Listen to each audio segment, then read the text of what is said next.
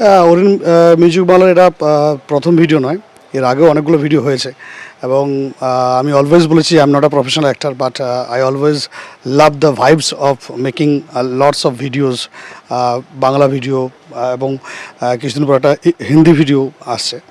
তো এটা প্রত্যেক বছর যেটা করে থাকি যে একটা বা দুটো আমি ভিডিও করি, তো এবছরও তার ব্যতিক্রম না। এবছর একটু নতুন মানে ভাবনা চিন্তা, কারণ আমি ভেবেছিলাম হয়তো এই গানটাই আমার শেষ রোমান্টিক গান, কিন্তু মনে হচ্ছে না, যে হয়তো আরও ভবিষ্যতে আরও হয়তো করতে পারি। তো এটা এই মহালয়ে আসছে, দুর্গাপূজা আসছে, প্রত্যেক বছর আমি চেষ্টা করি দুর্গাপূজা একটা গান করার, এবং করেওছি। গত 4-5 বছর আমি দুর্গাপূজাতে গান বার করেছি। এবছর যে সবচেয়ে বড় বিষয় হলো দুর্গাপূজায় কোনো গান আমার বেরোচ্ছে না। তো সেই কারণে অরিন মিডিয়া এবং এন্টারটেনমেন্ট প্রাইভেট লিমিটেডের মানে তত্ত্বাবধানে বা ইনিশিয়েটিভে যে এটা আমার একটা কী বলছে মহালয়াতে মানে 15th সেপ্টেম্বর গানটা আমরা রিলিজ করব। গানটা ভালো লাগবে আশা করি। এই এই এই গানটার মধ্যে একটা ব্যতিক্রমী জিনিস, একটা এক্সেপশনাল ম্যাটার আছে, যেটা আগের গানগুলোতে ছিল না।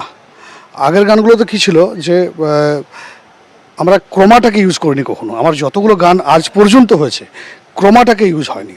এবং আমি প্রলয়ের সাথে কাজ করেছি, আমি শঙ্খর সাথে কাজ করেছি, এবং আমি শাহিদের সাথে কাজ করেছি, মানে আরও অনেক 2-4 জন আছে যাদের সাথে কাজ করেছি। আর এটার পিছনে সবচেয়ে বড় অবদান এই গানটাকে মানে কী বলো যে একটা পজিটিভ ক্যাটালিস্টের মতো যে সবচেয়ে করা, যে স্যার মানে আমি টুবাই, আমি টুবাই বলেই জানি, কিন্তু ওর আসল নাম হলো চিরঞ্জিত স্যান্যাল। খুব ও অনেকগুলো টলিউডে কাজ করছে, ছোটোখাটো রোলে কাজ করেছে এবং ডিরেকশনও করছে, টুকটাক করে শুরু করেছে। তো ওর কাছেও একটা চ্যালেঞ্জ। তো ও আমার কাছে একটা বড় প্রজেক্ট নিয়ে এসেছিলো। আমি বললাম, দেখ তোর সাথে বড় প্রজেক্টটা করবো, একদম ফ্র্যাঙ্কলি বলছি, বড় প্রজেক্টটা একটাই করবো, তুই আমাকে একটা ট্রেলার দে। তো তো সেই কারণে গানটা হয়ে যাওয়া। এবং আরও সবচেয়ে বড় বিষয় যে আমি একটু মোটা হয়ে গেছিলাম। তো টুবাই বললো যে স্যার আপনাকে একটা রোগা হতে হবে। তো রোগা হওয়ার জন্যই কিন্তু এই গানটা। এবং ও কন্টিনিউয়াসলি মানে লাস্ট 1 মাস ধরে খেটে আমাকে মোটামুটি 5 থেকে 6 কিলো ওয়েট কমিয়েছে। দেখতে পাচ্ছ একটু স্লিম ড্রিম হয়ে গেছি। তো এটাও ওর মানে all credit goes to Tubai and মানে ওর চিরঞ্জিত সান্যাল। তাছাড়াও আমাদের ডিওপি সুভদ্র আছে, আমাদের তনজিৎ দা আছে, আর প্রিন্স তো আছেই। প্রিন্স অলওয়েজ মানে অ্যাক্টিভ, সব কিছুতে সবসময় অ্যাক্টিভ, মানে দাদা দাদা করে সবসময় কাজ করে।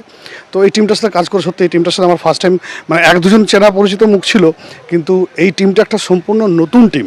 এবং এরা দেখলাম সবচেয়ে ভালো লাগলো যেটা, যে এরা টেকনিক্যালি অনেক বেশি অ্যাডিকুয়েটলি ইকুইপড, এবং মানে যে সেন্সটা, একটা গান করার যে একটা সেন্স আছে। আর সবচেয়ে আমরা বড় বিষয় যে ক্রোমাতে আমরা বাংলা সিনেমার তো অনেক গান দেখেছি, বাংলা যে মেন স্ট্রিম সিনেমা, সেই সিনেমাতে কিন্তু ক্রোমা খুব কম ইউজ হয়। এবং আমরা দেখেছি তারা হয়তো বিদেশে চলে যায়, 2-3টা গান একসাথে করে নিয়ে চলে আসে শুটিং করে।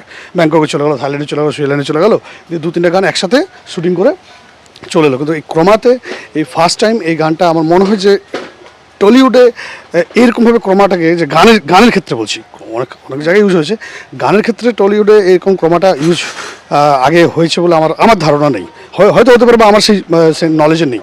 তো এটা দেখা যাক, it's one type of big challenge also, and also you can say the reformation of making the Tollywood Bengali song. তো এটাও দেখা যাক। এই গানটা 15 তারিখে পাবলিশ হবে। আর আমি সবাইকে, দর্শককে বলবো যে সবাই এই গানটা লাইক, শেয়ার, কমেন্ট করবেন। এবং আশা করি অন্যান্য যে গানগুলো আমার ছিল, এই গানটা অন্যান্য গানের থেকে একটু হলেও একটা ডিফারেন্ট স্বাদ বা different taste you'll be getting. তো keep watching and like, share, comment Orin music Bangla. Thank you.